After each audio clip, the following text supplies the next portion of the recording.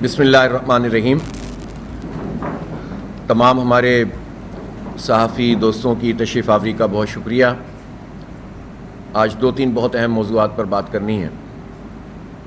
لیکن ہم آغاز کریں گے سب سے پہلے قطر پہ جس طرح اسرائیل نے حملہ کیا ہے۔ یہ کھلی عالمی دہشت گردی ہے اور ہم اسرائیل کے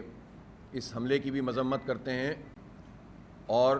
ٹرمپ کی اور امریکہ کی منافقت کی بھی مذمت کرتے ہیں، اس لیے کہ اس وقت اسرائیل جو کچھ فلسطین میں کر رہا ہے اور پوری دنیا میں دہشت گردی کر رہا ہے۔ اسرائیل نے ایران پر حملہ کیا، لبنان پہ حملہ کیا، یمن پہ حملے کر رہا ہے، قطر پہ حملہ کیا، تیونس میں فلوٹیلا پہ اس نے ڈرون اٹیک کیا، اور کل تو اس نے کھلم کھلا پوری دنیا کو دھمکی دی ہے اور اس نے یہ بھی کہا ہے کہ ہم ہر جگہ پر حملہ کر سکتے ہیں۔ اس کو یہ سرٹیفکیٹ امریکہ نے فراہم کیا ہوا ہے اور منافقت کرتا ہے امریکہ اور خاص طور پر ٹرمپ، کہ جو یہ بات کرتے ہیں کہ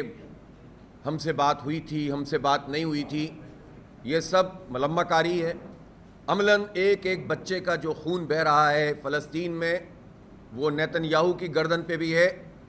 اور امریکی صدر کی گردن پہ بھی ہے، اور اس بات کو امریکہ کو سمجھ لینا چاہیے اور امریکی عوام کو بھی سمجھ لینا چاہیے کہ ان کی ریاست نسل کشی کو فروغ دے رہی ہے، ان کی ریاست انسانیت کا قتل عام کر رہی ہے،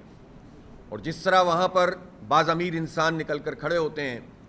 اور خود ٹرمپ کے سامنے آ کر کھڑے ہو جاتے ہیں، ہم ان کو خراج عقیدت پیش کرتے ہیں۔ پوری دنیا میں جو لوگ احتجاج کر رہے ہیں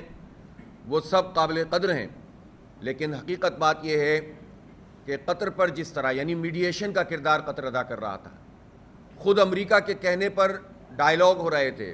مذاکراتی ٹیم پر حملہ کرنا یہ شاید انسانی تاریخ کے بدترین واقعات میں سے یہ واقعہ ہے، اور اس کی جو پوری کی پوری رسپانسبلٹی ہے وہ ٹرمپ کے اوپر عائد ہوتی ہے، امریکی صدر پر عائد ہوتی ہے، اور امریکی صرف صدر نہیں بلکہ ان کا پورا ریاستی نظام ہے اس پر عائد ہوتی ہے۔ اب یہ وقت آ گیا ہے کہ عالم اسلام بھی اور تمام ایسے ممالک جو امریکہ سے اور اسرائیل سے تنگ ہیں، ان کا ایک ایسا اتحاد جو عملی اقدامات کرے وہ سامنے آنا چاہیے۔ صرف مذمتی بیان دینے سے مسئلہ حل نہیں ہوگا۔ یہ دہشت گرد اسرائیل تو اعلانات کر رہا ہے اور وہ ہر اعلان کو عملی جامہ پہناتا ہے، اس لیے کہ ہماری کمزوری ہے عرب ممالک کی، تمام مسلم ملکوں کی، ان کی افواج کی، یہ کمزوری ہے جس کے نتیجے میں وہ اس طرح کھلے عام ہمیں دھمکیاں دے رہا ہے، پوری انسانیت کو دھمکیاں دے رہا ہے۔ اس لیے ہم یہ سمجھتے ہیں کہ اب یہ وقت آ گیا ہے کہ یہ سب مل کر عملی طور پر اسرائیل کا مقابلہ کرنے کے لیے تیار ہو جائیں اور واضح میسج دیں کہ اگر اب کوئی بھی ایسی چیز ہوتی ہے اور یہ جنگ بندی نہیں ہوتی غزہ میں اور محاصرہ ختم نہیں ہوتا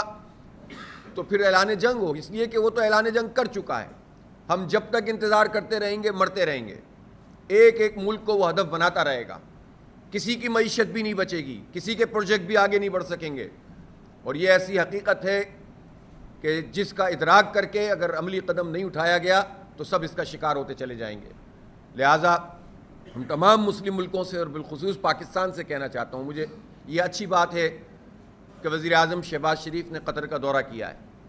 لیکن پاکستان ایک لیڈنگ رول ادا کر سکتا ہے، اس لیے کہ پاکستان کی طرف سب دیکھتے ہیں اور پاکستان کی یہ حیثیت ہے بھی الحمدللہ،